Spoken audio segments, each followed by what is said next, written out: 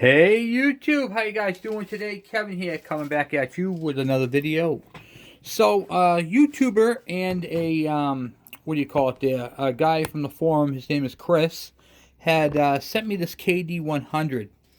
This bike right here, it sat for a very long time, and it had issues before it sat. Clearly, judging by the internals of the motor. Now, the engine was seized. I got it. I got the cylinder off. I had it sitting on there backwards. Chris did an immaculate job. Whatchamacallit there, packaging this thing. So we doing an evaluation on the engine, and there's a lot of things that are wrong with this engine. So the engine got waterlogged, water around the crankshaft, and how that happens is it sits in a field. The air filter is exposed or taken off. Water went in through here, filled up inside the cover, and then goes in through the rotary valve and resonates in the crank and turns everything to rust. Now the engine has broken piston rings, ton of broken rings in this thing. So we got broken piston rings. We have, what was I going to say? Broken piston rings. The crank is seized. So you can see right there, it won't turn. I got the piston off, so I wanted to show you guys how I got the cylinder off, so you guys can do this little trick at home as well. So I already got the cylinder off, so I'm going to show you guys, so you guys can see how I got the cylinder off. I have this giant chisel right here. Okay, this thing is huge. It's a big giant chisel. Now, don't get intimidated when I say that. I don't use a hammer or anything like that. See these studs? These come in handy. So when you get your cylinder to move off of the base, okay, it will move off the base a little bit. You always have that little bit of a gap. So what you're going to do is you don't want to go into here because you're going to hit your piston. You don't want to hit your piston, okay? There is a screw boss right here. It's a little fat spot here and a little fat spot here. Those are good fulcrum points. They're solid. So what you're going to do is you're going to stick your chisel right on the stud like that. And then you're going to use your palm of your hand and you're going to tap down. So what it's going to do is it's going to take that and it's going to push it up. And that's how I was able to get the cylinder off. That's a nice little trick. And the worst case scenario, you're going to scratch your studs, not your piston. And there's, like I said, a couple good fulcrum points right there to do that. There's really nothing in the front. So if you do that and you won't get any further, take your hand and hit the cylinder up this way. And it'll jar it back and then you do it again. Kind of rock it back and forth. Alright, so let's get into this, okay? So we have, if you look on the top of the piston crown, right here, there is some damage around the edges. Right there, it looks like some debris. We have matching issue on the cylinder head. You can see how it's all just metal embedded into it. It looks like it was either burning up or something was loose inside there and kept getting whacked around. This is a Kawasaki KD100. Tells you right here on the side here there is a decal. Not decal, it's stamped into the block. So yes, it's KD100. Alright. Now this engine right here is the same engine without the cylinder and piston, without the cylinder, the same piston as the KE100, the KM100, the MC190, but it has a different piston on the 90. It has a smaller. Basically the MC1 has the same stroke, same crank, same connecting rod, but with a Kawasaki 80 piston. And that's how they get the 90, because they use the KE100 stroke with the Kawasaki KD80 piston. So it's got a shorter stroke, long stroke like this, but a smaller piston. It makes it a 90. So they're all basically the same. This engine and the KD80 are different. The KD80 has a different stroke. So it has the same diameter piston as the 90, but it has a shorter stroke so it doesn't fall down. So I get a lot of questions, and I like to answer them as best as I possibly can. So I get, what is stroke, what is bore? A lot of people don't know this, so I'm going to get into that. The stroke is how far the piston travels up and down, okay? From top dead center to bottom dead center. What does top dead center mean? When the piston is at the very top of the cylinder, the very top, it can't go any further up. That is top dead center. When the piston travels down and is at the very bottom of the cylinder, it can't go any further down, that is bottom dead center, okay? This circumference here, the circle, that is your bore. Okay, that's how big the bore is. And then the stroke is how many inches or millimeters it travels, the piston travels down. Because it's not going to travel to the absolute bottom of the cylinder. No, it's going to travel down so many millimeters and then come back up again. So that's called stroke. Now, CCs. I get a lot of questions. Kevin, what's the difference between... If this engine is the same as an 80 or a 90 cc engine, what makes this one a 100?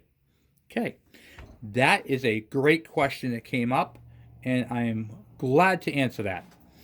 CCs, okay, is a measurement term, and that measures when the piston is all the way down in the cylinder. That's how much liquid it can fill up inside the cylinder and the head, okay? That gives you your CCs. So, the deeper the stroke, you could put more liquid in. Would be more CCs, okay? That is how that works. So, the bigger the bore, the bigger the engine. More CCs. Like a 350 cylinder would be a much bigger piston. And that all makes more power. Okay? So this is just a 100, and it's on a 5-speed transmission. Same thing as, all the rest of them. And they're great motors. So this is how that works. There's a little bit more in depth in it, but that's the nitty gritty. That's the basics of it. So, which I wanted to give you guys. So this is a short block right now, because I got the piston, not the piston, but the cylinder and head off. And if you take the piston off and it's just a crank, no carb, no oil pump, and no magneto, it becomes a short block. What we're going to do is we're going to take this particular engine, because it's got so much damage to it, right up inside here. It needs to be cleaned up. We're going to split the case, but we're not doing that right now. We're going to give him a short block. We're going to take his parts and pieces, the carburetor, the cylinder, after it's bored, and we're going to put, what we're going to do is we're going to bore that one out. We're going to put a new piston in it, new gaskets on top end. We're going to take this cover off right here on the other engine. We're going to replace the gasket and the clutch pack, ultrasonic clean his carburetor, and then he'll be ready to go. So, and we'll put some new gaskets in it. So we're going to tune it, check it, test it before it goes out, and then Chris will have an engine that he can just proudly bolt onto his thing. As a creature of habit, I like things to be proper. As you guys know from seeing my KV75, I like things the way they're supposed to be, with a couple of modifications. Now, we're not modifying the ignition on this. We're going to keep it the way it is, but we're going to fix it because it's got all this mumbo jumbo, big giant wire connector. That should be a blue connector on a heavy gauge wire, which is not, it's not even hooked up right. There is none of that. That don't even belong on this engine. That magneto is from another bike. It's not even for this bike. So, well, yeah, it's got points. Okay. So, we're going to get rid of that whole jibber jabber. We're going to build him a plate that's going to have the pickup coil, the points, and everything else, which we're going to put new points in it as well. So, he had a broken cover here. That's all smashed in, so we're going to replace that. We have these covers.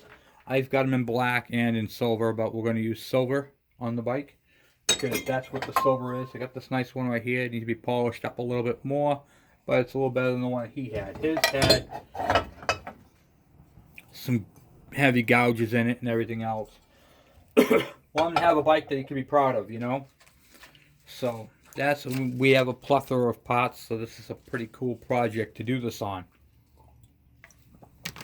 And I am not sponsored by anybody, so I just want to say this stuff is awesome. Trying this out, orange vanilla Coca-Cola is really good stuff. Give it a shot. All right, so Chris, you're gonna have yourself an engine that you're gonna be very, very proud of. And thank you for allowing us to do this for you, this build. I'm very excited about it. So we're going to do you right. So we're going to bore out that cylinder just a hair. I got a nice brand new shiny Wiseco piston and ring set going in that. I've got a new top end gasket kit. I've got, and the piston was donated to me, by the way, guys. A person who I worked on a bike for bought the wrong piston. So he didn't want to re-nickel his piston, his cylinder. So he bought a bigger piston. It was just the next size up. I think it was like 10 over, 5 over, something like that. So he gave me, his name is Ronnie. He gave me the piston. And what I like to do is I like to pass things on. So we're going to use that piston in this. It's still going to be a 100cc. Well, you can be just like a hair roll. It'll be an actual 100. But we're going to put a brand new piston in this since we have it. And my buddy who does, who bored out the KE102 build, I'm going to send that jug off to him and have him do that. And he's very, very reasonable on that.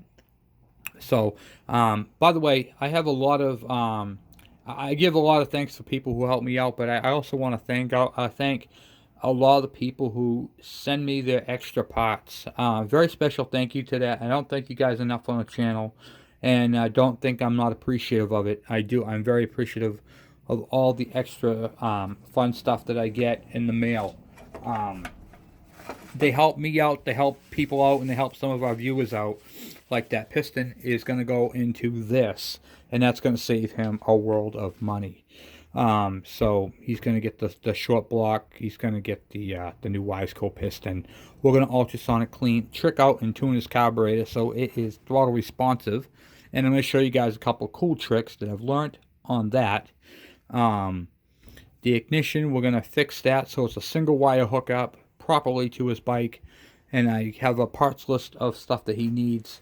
So within the next couple weeks, we'll be hammering that out. What was I going to say? There's a lot of, like I said, there's a lot of people that have been donating stuff to me that they're not using, extra parts and pieces. And it goes a long way. So I'm keeping them separate. Some people are like, oh, okay, how much you want for this part? Some parts I can literally give away because they're donated to me. And some parts I have to charge for that I've actually paid money for. So it's kind of a, what goes where, how, it's kind of a mess, but it works, you know what I mean? It's a bit soda. So, where that is. So, but, the KD100M is basically, I gotta do a tank on it, and a couple little tuning, and do the carburetor again, and then, that's it for that bike. Then we can get that prime painted and get that into the picture. So the KV75 is basically, for the most part, at the moment, now that's on hold, we're going to be working on some other projects. We got my wife's Yamaha Chappie, so we got to get that one done. So we got some stuff coming up, guys. Then we got to do my first start on all my other bikes. We got to get them out of the shed and get them fired up.